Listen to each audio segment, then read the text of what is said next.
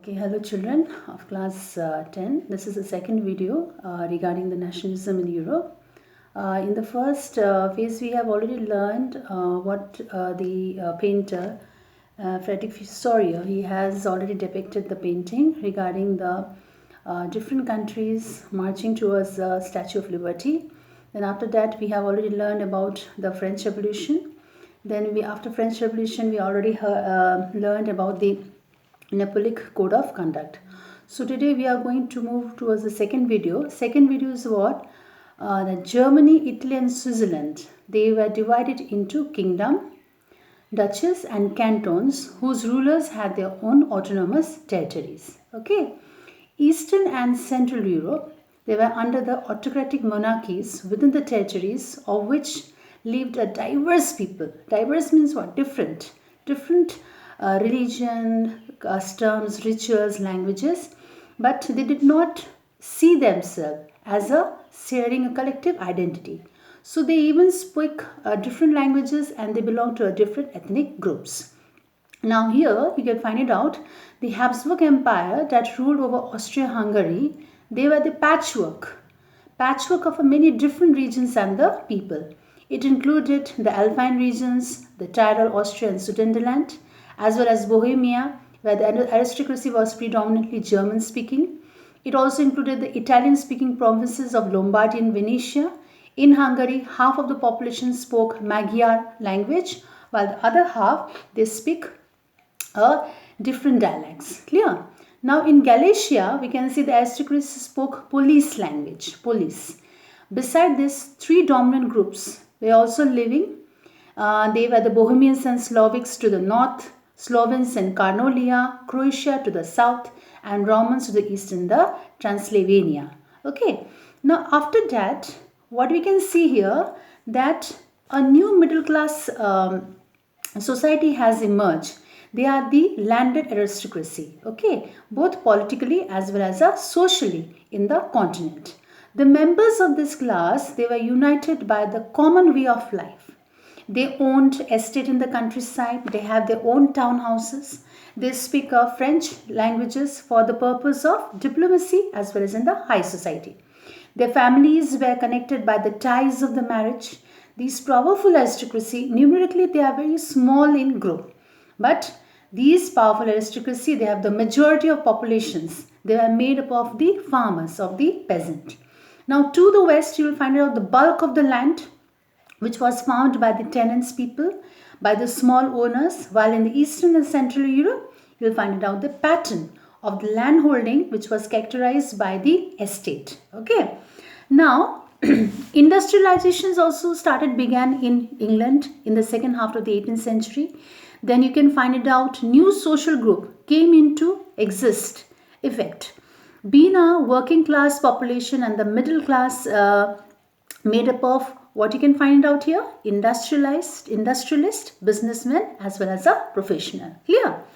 Now after that we can coming towards the liberal. What does a liberal means? Liberalizations, it is a Latin word known as a liber, and liberty means freedom. Okay. Now for the new middle classes, liberalism stood for the freedom for whom? For the individual and the equality of all before the law. That means everyone is equal before the law. Liberalism also stood for the end of what? Aristocracy, clerical privileges. Then we have a constitution, representative government through parliament, and it also stressed in the acceptance of the private property. I think children, liberalism you have already learned in the French Revolution. There's a bit of what features of liberalism in French Revolution. Clear? Now after that we coming towards the universal suffrage. Universal suffrage means what? Right to vote. Now right to vote were given to those group of the people, those are very rich, and those who can, they are known as a property owning men, and men without the property and the women, they were excluded from the political rights. That means you have already learned in the French Revolution that those who have a property owning, they are in the active citizens, and those are people who are not able to give any of the vote, they are the coming towards the passive citizens. Clear? Now you can find it out the Napoleonic Code, they went back to the limited suffrage. They reduced the woman to the status of a minor. They become subjected to the authority of the fathers as well as husband. So women and the non-propertied men, they organize the opposition movement. Obviously, they are going to organize the opposition movement because they were debarred of not giving any kind of a right to vote, because they're demanding a political equal rights. Now, in the economic sphere, if we're coming towards, liberalism stood for what? Freedom of the markets, abolition of the state imposed restrictions on the movement of the goods as well as the capital. Napoleon's administrative measure, it also created a lot of countless small principalities, okay, a confederation of 39 states.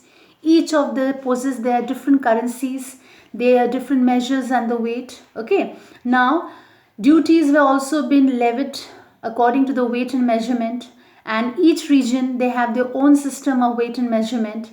So the measure of the clothes were also different. They are known as a ely. And ely is what? It is a textile material brought in Frankfurt, okay, and you are going to see the different measurement of the cloth in a different part of the country. That means Frankfurt, you are going to get 54.7 centimeter cloth, in men's 55.1 centimeter, in Nuremberg 65.6 centimeter, and in Freiburg 53.5 centimeter. Okay, so these are a different measurement how they have been done. And after that, we are coming towards an 1834, a custom union known as a Zollverein. They were formed at the initiative of Prussia and joined by the most of the German state. Now, the union, they abolished the tariff barriers. They reduced the number of currencies from over 30 to 2. Then, creation of the network of the railways, they were further stimulated mobility, harnessing economic interest to national unifications. Clear? Okay, so children, this for today, because this is how you're going to learn the chapter slowly and steadily. Okay, so please go through the video, the second video and third video. I'm going to start with the new conservatisms after 1815. Clear? So if you have any doubt, please let me know. Thank you.